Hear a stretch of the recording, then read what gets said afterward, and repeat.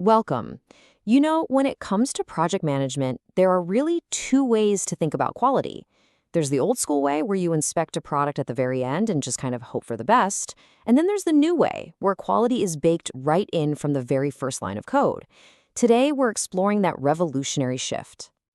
So let's start with this question right here. It's one thing to just check all the boxes on a to-do list, right? But it's something else entirely to deliver a product that's reliable, elegant, and actually meets a user's needs. That gap, between just done and done well, that's exactly where quality lives. So let's make sure we're all on the same page. The term project quality gets thrown around a lot, but what does it actually mean? It's way more than just a buzzword. It has a pretty specific definition. And this, right here, nails the core difference perfectly. Scope is your checklist of features. It's the what. But quality is the standard of excellence for every single one of those features. It's the how well. It's really the difference between just building a box and delivering a prize.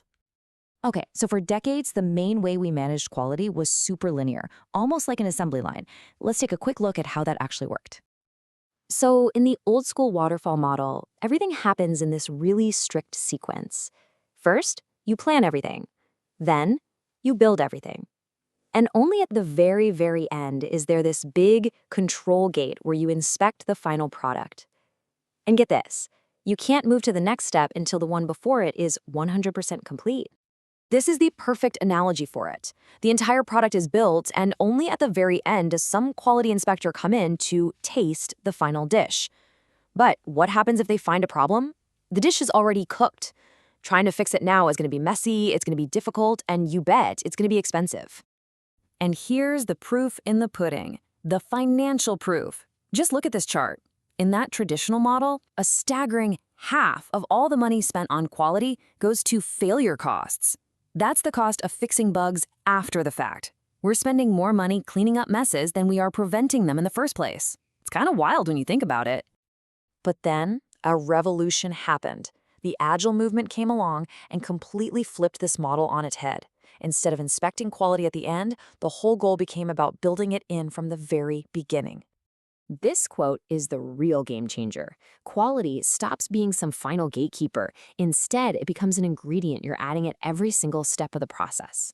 This means you're getting constant feedback, and everyone shares the responsibility for a great outcome. And just look at the impact on the cost. This chart is a complete inversion of the last one we saw. Notice how that huge blue slice for prevention now takes up a massive 70%. This is money spent on stopping bugs before they're even created. And the result? That tiny little red failure slice plummets down to just 10%. And hey, the results really speak for themselves. This chart shows defect removal efficiency, which is basically just a fancy way of saying how many bugs you catch before a product gets to the customer. Traditional teams, they catch about 60%, but Agile teams, they catch 90%. That is a huge leap in reliability and, of course, customer satisfaction. So how do Agile teams pull this off? It's not magic, I promise. It's a combination of some really powerful tools and just a fundamental shift in mindset. At the very heart of modern quality is test automation. You can think of it like a tireless robot that runs thousands of checks every single time a developer changes just one line of code. And why is that so crucial? Well, it provides this instant safety net, catching unexpected side effects the very moment they happen. So what's a good candidate to automate? Well, pretty much anything that's repetitive and predictable. Think about regression tests. Those are the checks you have to run over and over and over again. Why would you have a person click the same buttons 1,000 times when a script can do it instantly and without getting bored? But, and this is a big but, automation isn't a silver bullet. You wouldn't automate something like exploratory testing, which needs human creativity and intuition to find those really weird, unexpected bugs. And you certainly can't automate usability testing. That's all about how a real human feels when they're using the product.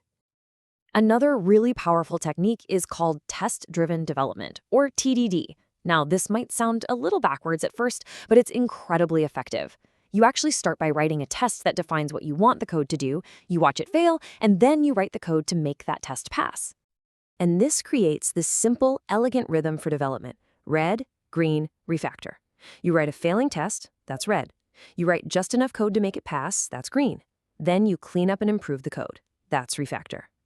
This cycle ensures that every single piece of code is written with a clear purpose and is totally testable from the start. Ultimately, all of these tools and processes, they point to a much bigger idea. Modern quality isn't just a series of steps to follow, it's a culture.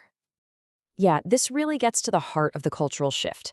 The old way saw quality as a department, maybe one person at a desk acting as a final gate. But the new way?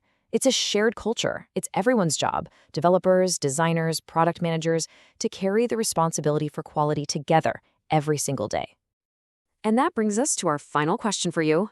If quality truly is a daily commitment and not just some final check, who on your team is driving it? If the answer isn't everyone, well, maybe it's time to start that conversation. Thanks for joining us for this explainer.